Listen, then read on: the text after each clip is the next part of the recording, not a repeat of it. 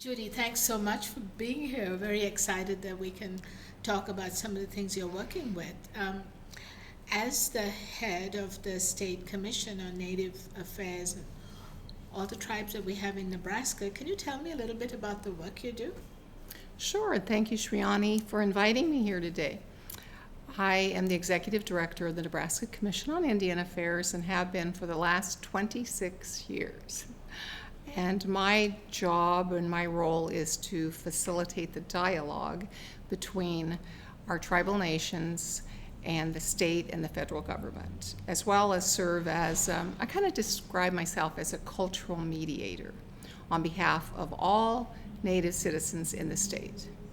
And my job really is to bring awareness and of our people and to give us access to equality in the state. So that's really a big challenge. The four headquartered tribes in Nebraska are the Omaha, Ponca, Santee, and Winnebago. I am an enrolled member of the Ponca Tribe of Nebraska, and I'm also Santee Sioux. But I also must advocate for all tribal people that live in our state. And more live off reservation than on reservation. And in our state of Nebraska, we have three land-based tribes: the Santee Sioux Nation, up along the Niobrara, the Omaha, and the Winnebago are located in Thurston County. The Ponca Tribe, my tribe, we were terminated in 1966. The Ponca Tribe was restored in 1990, so, but without a land-based reservation. So we have service areas. But in Nebraska, there are many tribal nations reflected. 27 nations were historic to the state. So I really enjoy being the director of the Indian Commission, and I have a small staff of 14 Indian commissioners that are appointed by the governor. My office is in the state capitol, and I work a lot with the Nebraska Legislature on legislation. I work with the private sector, the university, UNMC, and all different types of nonprofits that help us fulfill our mission. We are really interested in what's going on in the area of missing and murdered Indigenous women and girls. So, in this state of Nebraska, where we know a lot of things like this happen, what are the challenges to getting the data to really know what's going on in this area? Well, I think the challenges are many. One of the biggest challenges that people see us, they don't really understand us. We're Indians of their imagination. And our population is so low in the state. So we're a very small, 26,000 the census reflects of Native Americans in the state of Nebraska. So that data, 1.5% of the whole state's population, we are practically invisible. We're marginalized. Many people never come into contact with a Native American. They see Hispanic people, Black people, Asian people, but especially in rural Nebraska, you may never have met an Indian person, so people don't know who we are, and we're really misunderstood. They don't understand that we have dual citizenship, that we are citizens of our sovereign nation, as well as a citizen of the state of Nebraska. So for the reporting of crimes against women and children, for missing women and children, oftentimes there's a lot of misinformation. People think they have to wait so long, 24 hours or 48 hours, and the accurate information wasn't given to the people. So that was one of what we discovered in our research. So over the years, in my 26 years, I have worked on a lot of different issues, like White Clay, for example, White Clay, Nebraska, where there was a lot of victimization of our Native people through the exploitation of people in poverty and the sales of alcohol. So out there at White Clay, which is near the Oglala Sioux Reservation, women and children were exploited and trafficked and violated. Many of them came from homes that had domestic violence. They lived in poverty. So there were underlying risk factors. And they really didn't know that they had rights. They didn't have models of protection in their own homes. So then those that wanted to come in and traffic, they were very vulnerable. So as you may know, we were able to have legislation to close white clay. And then as a result of that, there was a task force that came out of that legislation. And from the task force, I decided that we needed more than just a report that sat on a shelf. So I asked the two senators that introduced that bill if we could move forward with a bill, LB 154, for missing and murdered Indigenous women. So, Judy, I know that you've helped so many Native women who have needed justice or representation legally. I know that even your daughter's a lawyer and she works with Native women and men and community affairs. I just wondered if you can share a story, or we can talk about somebody who was violated and what happened.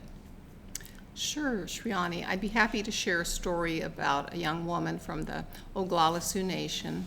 Her name is Esther Wolf. She was 21, and this was a couple years ago. So she lived in Rapid City, and she had been in a relationship with a tribal member who I believe lived in Colorado and maybe had been in jail or prison. So he got out, and she had moved on with her life, and he had been abusive to her in their relationship. And she didn't want any part of him. But he came back to Rapid City, and his brother assisted, and he kidnapped her. And he took her to Nebraska from Rapid City. So crossed a line, state line, so that involves the FBI. It becomes a federal matter. And he took her to a hotel over there near Chadron, and he raped her repeatedly. He beat her. He was just, it's a miracle that she survived. She was close to dying. He attempted to bury her in a grave, a shallow grave. He strangled her with Christmas tree lights.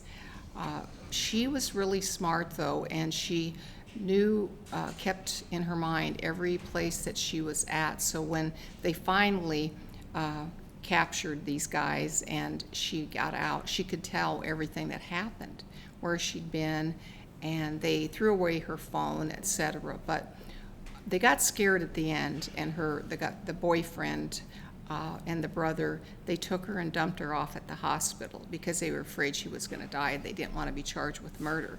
So at the hospital, they then, discovered that this girl was close to dying.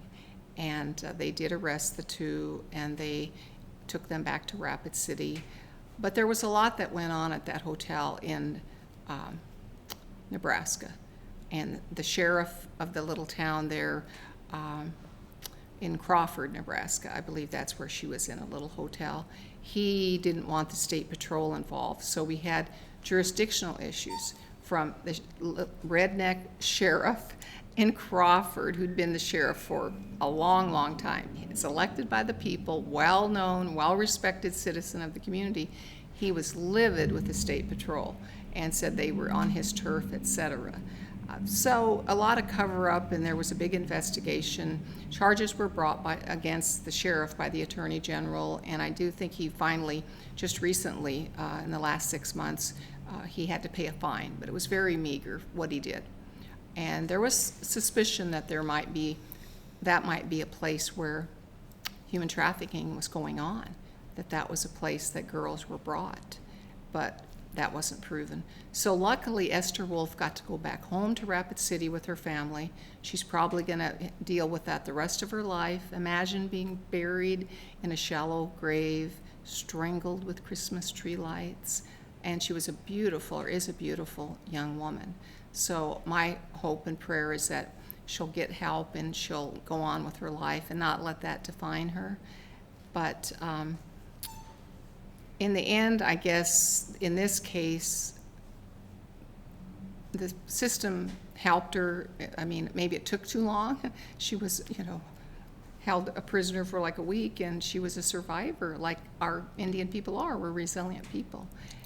So that's the one story of Esther Wolf, and I think that really demonstrated to the state, to my only Native senator, that's his district, Senator Tom Brewer, he's a member of that tribe. When you see somebody from your tribe brought across the state lines that's been trafficked, and I would consider that trafficking and almost murdered. That was just really a touching case for me. I know that your mom went to the Genoa Indian School, and that she probably had to deal with some of the big issues that are coming up now. Talk about missing and murdered. Now they're finding the skeletons of missing and murdered. What do you have to say about this issue? Oh my goodness, that's a big question. My mother did go to the Genoa Indian School. A lot of people don't even know that that school existed in Nebraska. The first boarding school was opened in Carlisle, Pennsylvania in 1879, and that was the same year that Standing Bear, the Ponca chief, was in court in the trial of Standing Bear. So prior to the trial, the Ponca Tribe were forcibly removed to Oklahoma. And in 1877, the Pawnees, they were forcibly removed out of Nebraska to Oklahoma. So the lands that they lived on up by Genoa, Nebraska, their reservation lands, they were turned into a boarding school. And it ran for 50 years. My mother went there during the 20s along with her two sisters. The motto at the school, the mission of the school, was to kill the Indian, save the man. Very little education going on. It was more about cultural genocide. Half the day was 3 R's. Half the day you were servant labor, slave labor, really. My mother learned how to be a cook, and she helped cook the food that they ate. They were separated by age and language. She never got to see her sisters at the school because they would speak their language. So Poncas were separated from Poncas, Winnebagos from Winnebagos, and it was to destroy the culture, truly cultural genocide. And these little children, they were the last soldiers to fight the Indian Wars in America. And it was tragically a way to turn us into cookie-cutter Americans and to kill the Indian and the pride in who we were. So recently, all these years later, we're finding out that in Canada, there were hundreds of children that were in mass graves, and that sparked the interest of the Secretary of the Interior, who happens to be our first Native secretary, who happens to be a woman, Secretary Deb Haaland, who is Laguna Pueblo. She had been working as a congresswoman on issues about women that had been violated, violence against women, missing and murdered Indigenous women. So she decided in America that this was going to be one of her top initiatives, to investigate the 365 plus boarding schools in America, and one of those is Genoa. So I've been going to reunions at Genoa for the last 27 years, and I knew that children had died there. Thank goodness my mother didn't, or I wouldn't be sitting here talking to you. And thank goodness my two aunties didn't die there, because they might be buried over there. So we thought there were 19 children that died there, and they had a plaque up in the museum with the names of the children.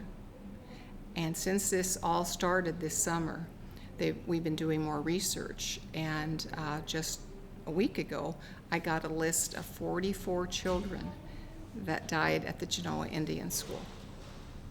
Causes of death would shock you, that these children, two were sent after they died. They were shipped back to Montana.